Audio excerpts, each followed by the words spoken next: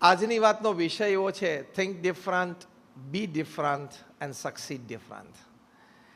એટલે કે તમે જ્યારે જુદું વિચારો છો ત્યારે તમે જુદા થાવ છો અને જુદી રીતે તમે સફળતા પ્રાપ્ત કરો છો. 99.99% પીપલ અપોન ધીસ અર્થ એનું રૂટીન સવારે એવું હોય છે કે સવારે ઉઠે, મોર્નિંગ કોર્સ પૂરા કરે, ન્યૂઝપેપર કંઈક જોઈ લે, જોબ પર જાય, 7-8-10 કલાક મહેનત કરી લે, સાંજે ઘરે આવે, ફ્રેશન અપ થાય, જમે કરે, ટીવી જોવે, 2-4 મિત્રોને ફોન કરે, ડિનર પછી કદાચ સાંજે થોડા વોક માટે જાય અને વચ્ચે વચ્ચે જ્યારે જ્યારે સમય મળે અથવા તો હાથે કરીને સમય કાઢીને લાલ લીલા બટનની કેર કરે. લાલ બટન એટલે યુટ્યુબ ને લીલું બટન એટલે વોટ્સએપ. એટલે આમાં 99.9% of the people upon this earth have this routine. એમાં કંઈક આપણે આજે બેઠા છીએ એ આપણે જુદું વિચારવું છે જેથી આપણે જુદા થઈ શકીએ. કારણ કે 70-80 વર્ષનું જીવન છે. Definitely we all sitting here, આપણા મનમાં એક સંકલ્પ છે કે I don't want to live a normal routine life. How many of you agree with this point? Raise your hands. Very good. મારે એક નોર્મલ સામાન્ય રૂટીન જીવન તો જીવવું જ નથી. મારે વિશિષ્ટ જીવન જીવવું છે. આ ખાલી નાણાકીય દ્રષ્ટિએ વાત નથી, સેવાની દ્રષ્ટિએ વાત છે, અન્યને મદદરૂપ થવાની ભાવનાની વાત છે, સમાજ ઉપયોગી થવાની વાત છે, સમાજને પ્રદાનની વાત છે. કારણ કે પોતાના માટે તો પશુ પંખી પણ જીવતા હોય છે. If part of your life you have not given back to society, you are no better than an animal or a bird. જીવનનો થોડોક હિસ્સો આપણે જો સમાજને પાછો ન આપી શકીએ, સમયની દ્રષ્ટિએ અને સંસાધનની દ્રષ્ટિએ બે રીતે, ટાઈમ એન્ડ રિસોર્સિસ, તો આપણે પશુ કરતાં કંઈ વિશેષ જીવન જીવ્યા નથી. એટલે અમારા ગુરુ પ્રમુખ સ્વામી મહારાજ જે જીવન સૂત્ર ઉપર જીવ્યા, જે એમના હૃદયમાં વાત હતી, એ બીજાના સુખમાં આપણું સુખ, બીજાના આનંદમાં આપણો આનંદ, અન્યના ઉત્કર્ષમાં આપણો ઉત્કર્ષ, આ પ્રમુખ સ્વામી મહારાજના પ્રાસાદિક શબ્દો છે. અને આ જીવન મંત્ર, જીવન ભાવના સાથે જીવ્યા અને એમને આ BAPS સંસ્થા એક વટવૃક્ષ વિશ્વવ્યાપી બનાવી. એટલે પ્રથમ અગત્યનો વિચાર છે થિંકિંગ ડિફરન્ટમાં કે I don't want to live a normal routine life like 99.9% people upon this earth. I want to live a special life. એ પણ લોકોને દેખાડવા માટે સ્પેશિયલ લાઈફ નહીં, આપણને સંતોષ થાય એની માટે. આ વિચાર માટે થોડુંક આંતરિક કલેવર આપણે બદલવું પડે, મૂળભૂત વિચારો બદલવા પડે. મૂળભૂત વિચારો તો સવારથી ઉઠીને બે જ આવે છે, ધન અને પરિવાર. એમાંથી થોડાક બહાર નીકળવું પડે. એટલે એ આંતરિક કલેવર થોડું બદલવું પડે. તમને ખબર છે, કદાચ તમને આશ્ચર્ય થશે, coal, graphite and diamond are real brothers, rather triplets. આ ત્રણેય સગા ભાઈઓ છે, કોલસો, ગ્રેફાઇટ અને હીરો. ત્રણ કાર્બનના બનેલા છે અને કાર્બન સિવાય કાંઈ નથી. પણ જ્યારે કાર્બન એટમ્સ હેફેઝાર્ડ રીતે, આડાવડા રીતે ભેગા થઈ જાય ને ગમે તેમ, ઇન એન અનઓર્ગનાઇઝડ વે, તો ફાઇનલ પ્રોડક્ટ છે કોલ બની જાય, કોલસો. એના એ જ કાર્બન એટમ જ્યારે હેક્ઝાગોનલ સ્ટ્રક્ચરે સાથે આવે, જે આપણે કેમિસ્ટ્રી ભણ્યા એટલે આપણે 8મા-9મા ધોરણમાં બેન્ઝીન રિંગ ભણ્યા, તો બેન્ઝીન રિંગનું જે સ્ટ્રક્ચર, હેક્ઝાગોનલ સ્ટ્રક્ચર, એ રીતે જો કાર્બન એટમ ભેગા આવી જાય તો ફાઇનલ પ્રોડક્ટ ગ્રેફાઇટ બની જાય. પેન્સિલથી માંડીને ન્યુક્લિયર પાવર પ્લાન્ટ સુધી એનો ઉપયોગ છે. એના એ જ કાર્બન એટમ જો ટેટ્રાહેડ્રલ સ્ટ્રક્ચર રૂપે ભેગા આવે એટલે the final product is a diamond. એટલે ત્રણ સગા ભાઈઓ છે ને, ટ્રિપલેટ છે, પણ ત્રણેયની બજાર કિંમતમાં ફેર છે, ત્રણેયની લોકોના હૃદયમાં ભાવ અને કિંમતની દ્રષ્ટિએ ફેર છે. યસ ઓર નો? ત્રણેયમાં ફેર છે. એક ભાઈ આટલો હોય, એમાં બીજો ભાઈ તો ટ્રક ભરીને આવી જાય, ખરીદી જાય. આટલા નાના હીરાના ટુકડામાં કોલસો તો ટ્રક ભરીને આવે ને 2-4 ટ્રકે ભરી જાય. Y this difference when they are real brothers? તેનો જવાબ એ છે કે આંતરિક ગોઠવણમાં ફેરફાર. ત્રણેય કાર્બન એટમના જ બનેલા છે, પણ એ કાર્બન એટમની જે ગોઠવણ છે ને અંતરમાં, એના લીધે બાહ્યની કિંમત જુદી જુદી થઈ જાય છે. એમ દરેક વ્યક્તિ માણસ જ છે. આપણી પાસે હાથ, પગ, આંખ, કાન, બુદ્ધિ, શક્તિ બધું છે, પણ તમારી આંતરિક ગોઠવણ, વેલ્યુ સિસ્ટમ વિધિન યુ, એ આપણી આંતરિક ગોઠવણ છે. એ પ્રોપર હોય તો બહાર તમારી કિંમત ચોક્કસ વધી જાય. Talent can give you a place and position. Academics can give you a place and position. Experience can give you a place and position. Platforms can give you a place and position.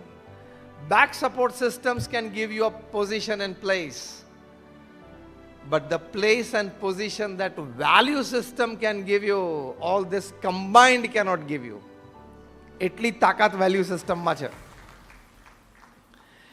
એટલે કે સદગુણે યુક્ત જીવન હોય એની કિંમત academics, talent, experience, know how, platform અને back support system કરતાં પણ વધારે છે.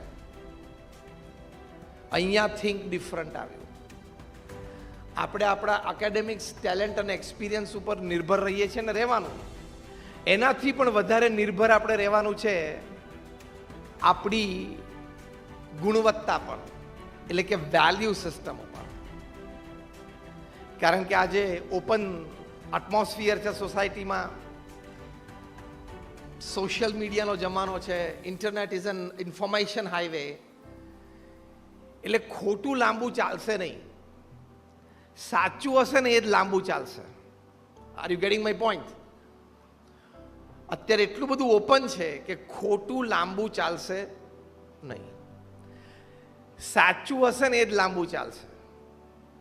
એટલે વેલ્યુ સિસ્ટમ ઉપર જયા વગર છૂટકો જ નથી.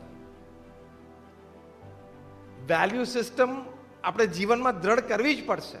આપણે બધા દ્રઢ છે, પણ આવી વાતથી, આવા પ્રસંગથી, આવા એસોસિએશનથી આપણે વધારે સુદૃઢ કરી શકીએ છીએ. The more you bank on your value system, the more you develop credits for you. Yes or no? તમારી વેલ્યુ સિસ્ટમ ઉપર તમે આધારિત રહો એટલે તમારી ક્રેડિટ વધે છે. પ્રમુખ સ્વામી મહારાજ 5 ધોરણ ભણેલા હતા. એક વાક્ય અંગ્રેજીનું વ્યાકરણની દ્રષ્ટિએ સાચું બોલી શકતા નહોતા.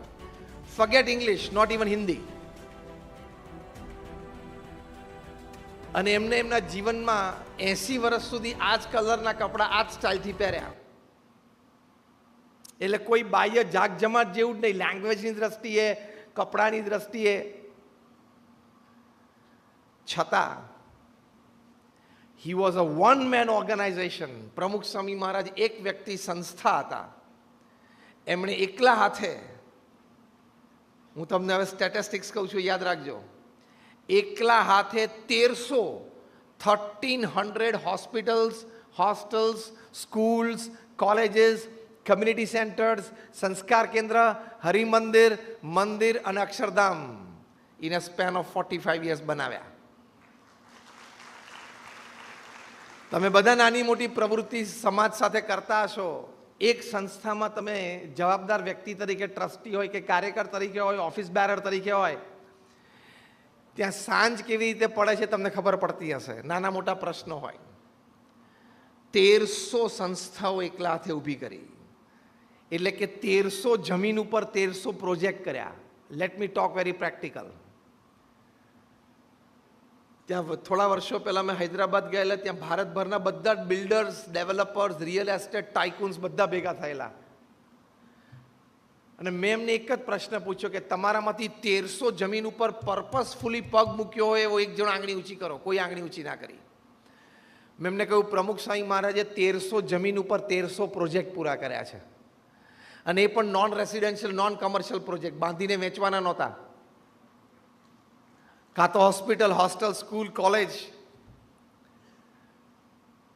કેટલી અદ્વિતીય સિદ્ધિ કહેવાય. દુનિયાના 60 દેશોમાં 18,000 ગામો અને શહેરોમાં જાતે ગયા. લોકો એમને વ્યક્તિગત, પારિવારિક, વ્યવસાયિક પ્રશ્નો માટે પત્ર લખતા, એવા 7.5 લાખ પત્રોને એમને લેખિત જવાબ આપ્યા. At an unbelievable average of reading and answering more than 50 letters a day without a Sunday for 45 years.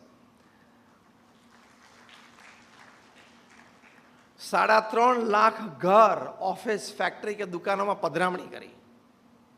આ બધા આંકડા જે હું બોલ્યો ને, એમણે એક માનવ જીવનમાં કાર્ય કર્યું છે. આમાંનો એક આંકડો પકડીને આપણે ચાલુ કરવા જઈએ ને કામ, એટલે આપણી જિંદગી પૂરી થઈ જાય, તો એકાદો આંકડો પૂરો ના થાય. હા, અને સાથે સાથે અમારા જેવા 1200 સંતોને એમણે દીક્ષા આપી. એમાંથી 800થી પણ વધારે સંતો graduates, post graduates, chartered accountants, doctors ને એન્જિનિયર્સ છે. આ આંકડો હું તમને એટલા માટે કહું છું કે તમારે જ્યારે મેમ્બરશિપ ડ્રાઈવ હોય ત્યારે કેવી તકલીફ પડે છે ખબર છે ને? 2 જણાને નવા મેમ્બર બનાવવા ત્યારે ઇટ ટેક્સ એન એફર્ટ. થતા હોય, થાય જ છે લોકો, પણ it takes an effort, isn't it? તો તમારે એને મેમ્બર બનાવવાના છે. અહીં તો લાઈફ ટાઈમ સમર્પણ કરાવવાનું છે. Is not a joke. અને 800 જે graduates, post graduates, chartered accountants, doctors, engineers, તેમાંથી 150થી પણ વધારે સંતો they are born American and British citizens. એમાંથી 50થી પણ વધારે અમારા સંતો Ivy League colleges, Stanford, Harvard, Carnegie Mellon, Yale, Kellogg જેવી ઇન્સ્ટિટ્યૂટ્સમાં ભણ્યા છે. આ મેં તમને એટલા માટે વાત કરી કે તમને એવું ના લાગે કે નહીં ફાવ્યું, નહીં જામ્યું એટલે અહીંયા ગોઠવાઈ ગયા.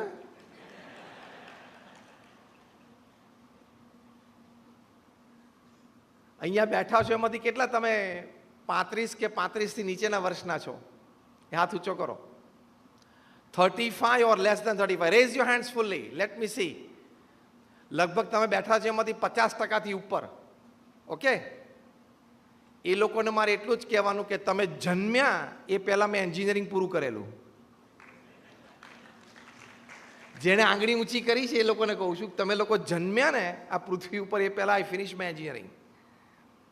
આવું એટલા માટે કહું છું, પ્રમુખ સ્વામી મહારાજ આટલા બધા લોકો પાસે જીવન સમર્પિત એક સિદ્ધાંત માટે, એક સેવા માટે કરાવી શક્યા. કેમ? એમનું થિંક ડિફરન્ટ હતું. એ કયું થિંક ડિફરન્ટ? બીજાના સુખમાં આપણું સુખ, બીજાના ઉત્કર્ષમાં આપણો ઉત્કર્ષ, બીજાની પ્રગતિમાં આપણી પ્રગતિ. એ ડિફરન્ટ લેવલ ઓફ થિંકિંગ હતું.